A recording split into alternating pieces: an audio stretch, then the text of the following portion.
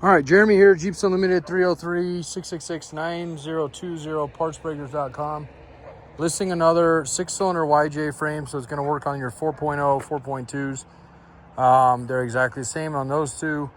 They are different than the 4-cylinder. If you need a 4-cylinder, I have a couple of those left, so just call first, all right, or go on our website. I don't know if I said our website name, partsbreakers.com. Okay, so this is a great example of why we scope our frames and why you should demand videos and blah, blah, blah. Because had I not scoped this frame, I would not have seen a little bit of light come through someplace that shouldn't have come through.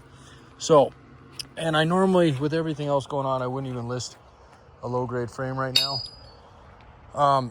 But it's washed, it's clean, it might as well. And I know we sell our C's pretty quick just because they are cheap. So if it wasn't for that, this would be probably a B plus A.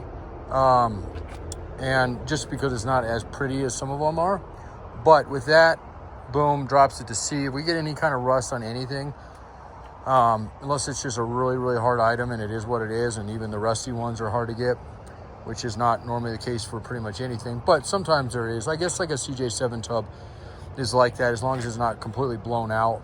A little bit of rust here and there is workable, but you know, blown out floors and whatnot. So, but anyway, on this thing, we get rust, affects the integrity of it at all, whether that be an easy fix or a big fix, little fix, it immediately drops to a C. So all the paint that you see on it is all the factory paint, like I always say. This thing has been ran through, scope front to back. It's got a couple extra things the guys didn't pull off on it, the little cover here and the bumper, but by and large. And then there's one modification which also kind of drops it a little bit, although this would be a pretty easy one to get rid of, which is that guy.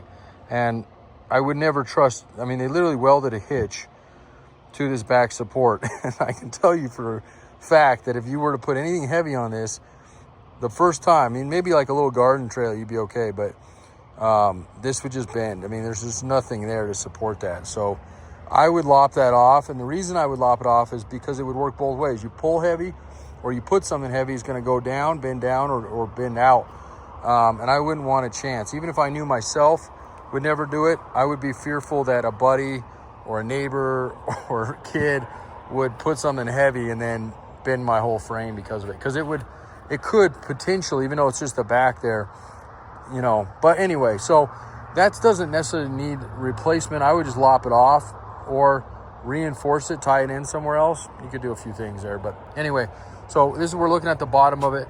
The front is perfect on this thing. It's got a really, really clean front end. It does have a couple little holes that I've seen on the top where the bushings rub. And they usually do get thin, but these ones kind of pop through. I'll show you that here in a second. Same thing on the other one. They look almost identical. All the threads are good. So beautiful here. And inside, this whole area through here looked great. Even the back horn area looked really good both sides. And this is, again, when I was scoping it, I seen this, a little bit of light peer through on that side. And then you can see how big it ended up being once I hit it with 5,000 PSI. It blew through pretty good. So it's thick all up into, I mean, even this area here. So it looked like what happened is a little crack started, and then the rust kind of got in there and started eating it out. But that's a pretty good, this would definitely need to be fixed, at least boxed in. And you can start seeing it's getting a little bleed through even on the side here. So I don't think I would, well, I know I wouldn't. I would definitely not cut this and lop it off, because structurally on the top of it, so we're on the bottom side right now, and even the sides are real strong. It's just this one area. So either plate it, but I would definitely cut it out so it doesn't go any further on it. So, and then the other side didn't have rust, but it had one of the mount holes, this frame, and maybe that's because of this hitch, they started cracking. And they towed something with it is what I think, and bent the bottom lip of this guy down. So, and again, so that's gonna fall into a C category, which drops these things significantly. They're already not super expensive frames. It's usually the TJs that are real expensive frames, and TJ tubs are a little less. The YJ tubs are a little bit more. YJ frames, yada, yada, yada. You get the point. So, but nonetheless, again, I like to do these videos so you can see it as if you're here in person. And if you're wanting to save a little bit of money and yours is just thrashed, I know every time I beat up on one of my frames, there's somebody out there in the Midwest, East Coast that goes, dude, that's like an A+ compared to what I have. And I know that personally because I deliver personally out there a lot, and I've seen how bad frames and tubs and axles and you name it can get. So I understand, you know, it's that old saying, one man's trash, another man's treasure. This is not trash to me by no means. This is still a nice solid frame, but I also don't want to over hype it and not show you what it really is. And it definitely has a couple things that really need to be addressed. Like that other frame I listed a little bit ago had some things that were a little quirky about it, but honestly, you can almost use the thing as is and just do very little. This thing is like that in a sense, but there's definitely some repair work that needs to be done on it before it goes. I mean, you could bolt it all together, but I would want to do that before I start putting these springs and stuff on it. So, okay, so let me flip her over and show you the top side, and then I'll wrap up the photos on it, and we'll go from there. I didn't even see you back there. I'll get a helping hand today. All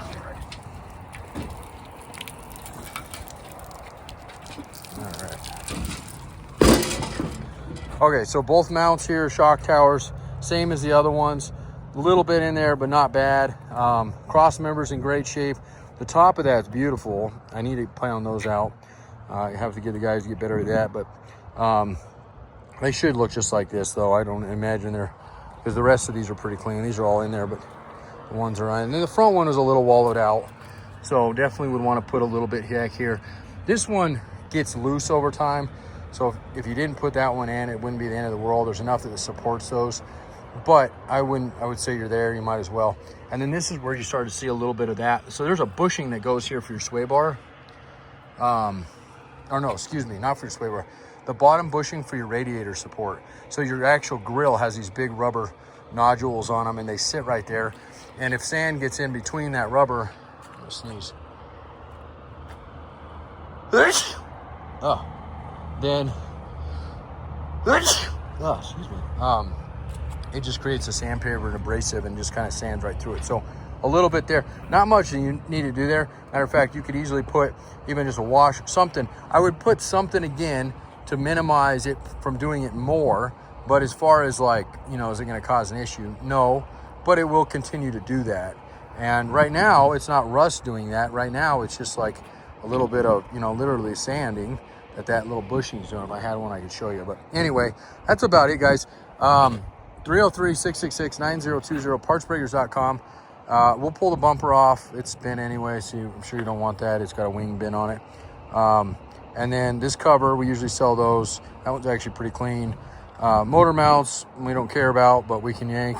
When we used to do freight, we have to pull all that stuff because it makes it just a little bit heavier, but nothing else on this guy. And then again, if you don't want to mess with this hitch, and look, we could turn this frame. We have a fabricator that could go through and clean this thing up and fix everything on it. But by the time we do that, you'd end up having the same amount of money if you did it through us, and maybe even more than just getting an A out of the gate. So if it's something you're concerned with, I would just say skip this one and go to the A grade.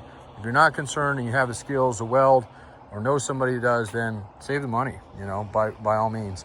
And then this guy, I just take a big old grinder and lop it off and not even have chance. It's even lopsided, so they didn't even do a great job on it.